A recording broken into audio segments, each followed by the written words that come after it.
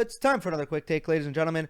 Roger Federer is your 2017 Indian Wells BNP Paribas Open champion.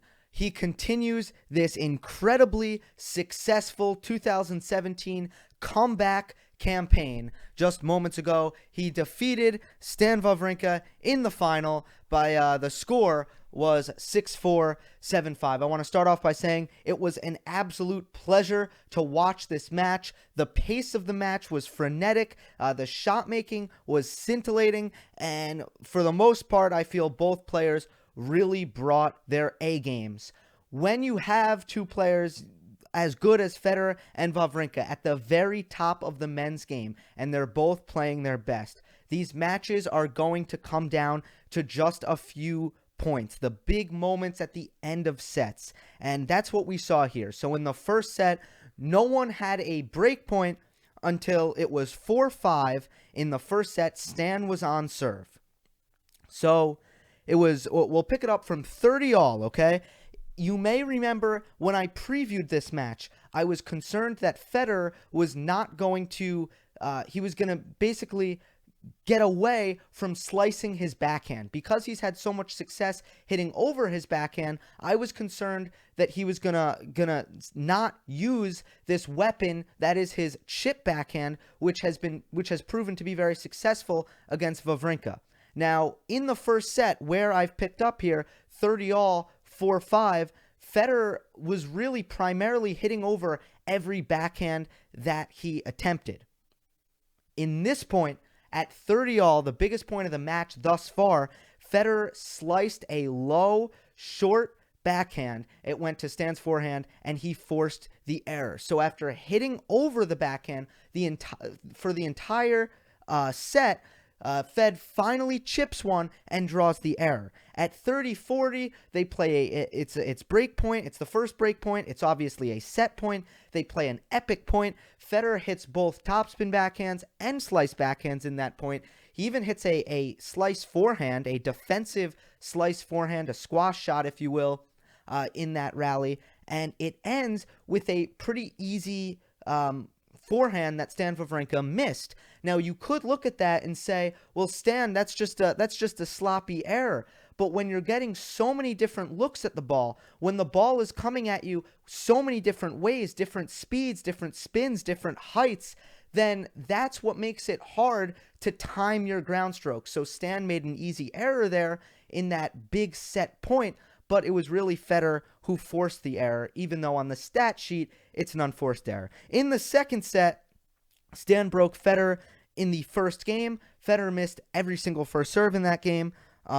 And basically, that was the bright spot for Stan in the match, but being able to beat Federer on numerous second serve points.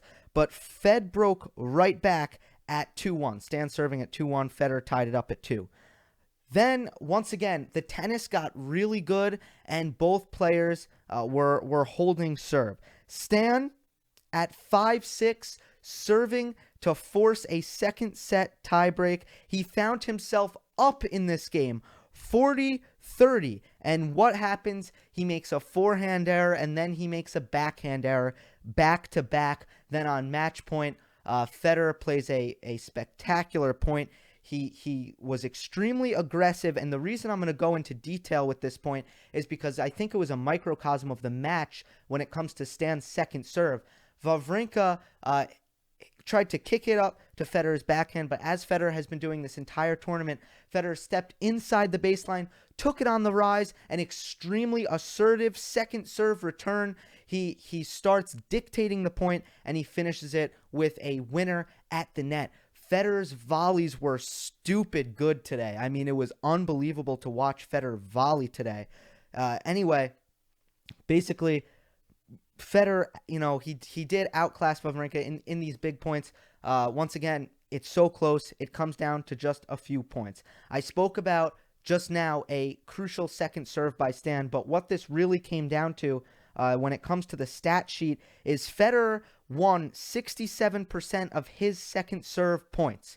So on Federer's second serve, he was able to protect it so well. Now, what Stan was doing on his second serve return was he was going way back, about 7 feet behind the baseline, I'd say, and he was taking big cuts at Roger Federer's second serve. Now, I would think that would actually be a good strategy for Stan, to try to make this a slugfest. That's where Stan can excel. Unfortunately, unfortunately for Stan, Federer was able to do too much against that strategy. He was able to pull Stan way out wide, especially Federer serving on the ad side with a kick serve. The conditions, it seemingly the ball was bouncing very high, and Federer could also mix in the serve volley with Stan standing so far back. And ultimately, if neither of those things happen, the court position was so lopsided in favor of Federer that Federer ended up dictating those points. So he won 67% of his second serve points. On the other hand, Stan only won 39% of his second serve points.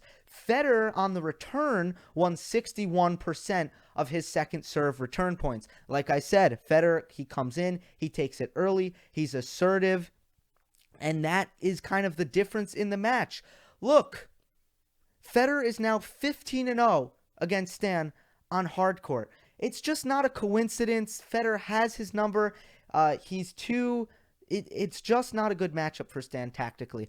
The reason you see Stan do better against a Novak Djokovic on hard courts is because Djokovic plays his style. It's much more rhythmic, grinded out, animalistic, and quite frankly, predictable. And I don't mean to sound, make Djokovic's game sound negative, but it is a more predictable game, where Federer almost turns each point into a cat and mouse game. And that does not suit Wawrinka well. Federer has so much at his disposal to mix it up and keep Wawrinka off balance much more than Djokovic can. Just to make that comparison. So Federer now 15-0 on hard courts against Wawrinka. But listen, all the credit in the world to Roger Federer. There's probably, in my opinion, I feel very safe to say Roger Federer right now, his ranking is now 6 in the world. So he was 10 going into the tournament, and he will now be number 6 on the ATP World Tour rankings. In my opinion, he is the number 1 player in the world right now. We'll talk about the Miami Open next week.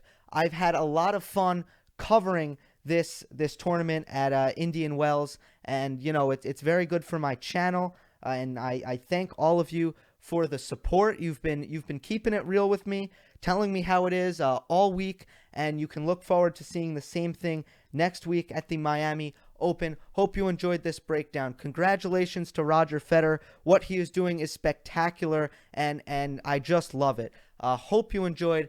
Don't forget to subscribe, and I'll see you next time.